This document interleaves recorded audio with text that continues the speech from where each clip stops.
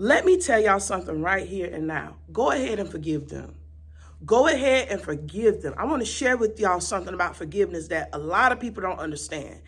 And I want to inspire you and empower you to forgive because, for one, even though you've heard that forgiveness is not for the other person, it's for you. Yes, it's definitely for you, and it's going to work out for your good. What you got to understand is when you forgive a person, you're showing God that you trust that he's going to stand up for you, that you trust that he's going to make it right for you, that he's going to justify it. And the thing is, when we're hurt by a person, especially if that pain is fresh, we want to see God do something to them right then and there. And depending on the circumstances, you might see something happen to them right then and there. And then sometimes it's a process over time. And what I'm going to share with you today is about something that happened to me in 2011 that is still giving off a residual to the person that did it in 2025. So in 2011, I was in student teaching and I did not have a whole lot of money. I was struggling. I was working at Wendy's. I was getting paid under $100 every 2 weeks. And I could not even afford to pay my car insurance. So that's just how hard I had it. So one night I was asleep and a relative stole my car. And I woke up, found out that that's what happened, and then I called the police. And then the police dispatch actually had called her and said, return the car. Return the car, and you don't have to worry about charges being pressed and all that. The person hung up the phone like a G. Okay. So that person showed that, she didn't care about the consequence that it had for me. Fast forward, at some point that person did go to jail. It wasn't for long. So when that person tried to get a job, it was a lot harder for that person to get the job that she wanted because of that stain on her record. But that's not all. Now, before I go to the rest of that, I want to let you know I forgave that person. And I didn't pray any witchcraft prayers. I didn't pray that everything would fail for this person. I didn't pray that she couldn't go further in life. I forgave that person and I let it go. I didn't try to go seek revenge. I've actually hugged that person at least once since that happened.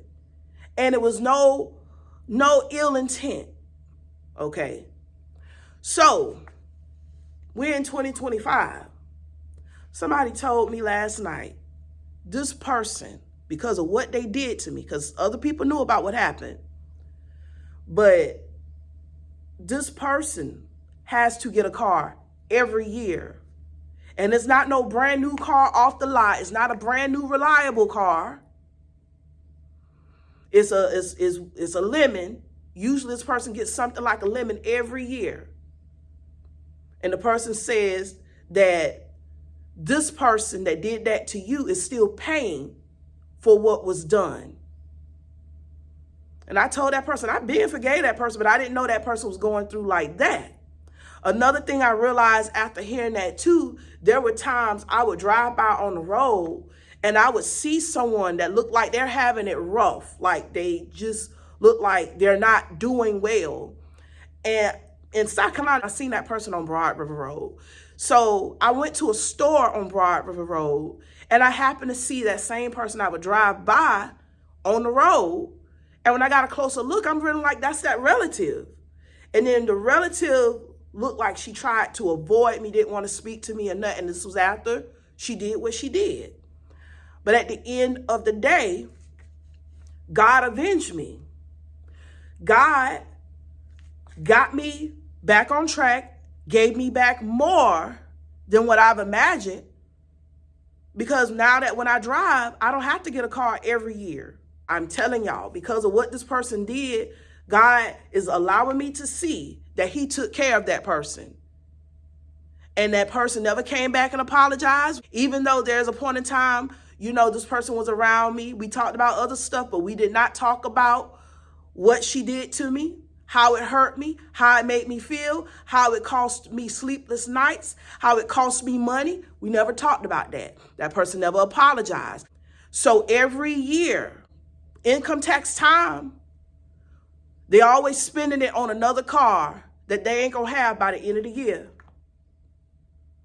So I say this because God knows how to come back for someone that have done you wrong. And you might think that God forgot about it just because you see they're thriving. They might even be doing some of the stuff you want to do right now. Some people might go on like they happy, and it's just a piece inside of them eating them up. And then there's a part of life that they got to deal with. And I'm going to tell you like this too. Some people are so wicked that they don't understand justice. They don't understand what they're dealing with is what they're reaping. They're reaping the fruits of what they sown. They're reaping the harvest of the evil that they've done. The Bible lets you know that in Galatians chapter 6, I believe it's verse 7, concerning that whatever a man soweth, he will reap. But I also want to point you to Proverbs 28:5, which lets you know that the evil don't understand justice. Some people, they do so much evil that they're used to it. And they wonder why they don't never get further. Why things are not working out for them. Because they're getting a return on what they put out.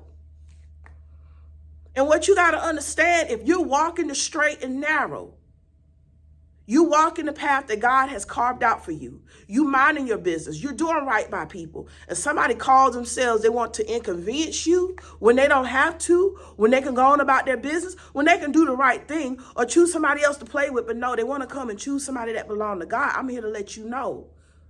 You ain't got to lift not one finger. Just lift up your prayer and ask God to help your heart. Heal my heart. Help me to let it go. Help me to forgive this person.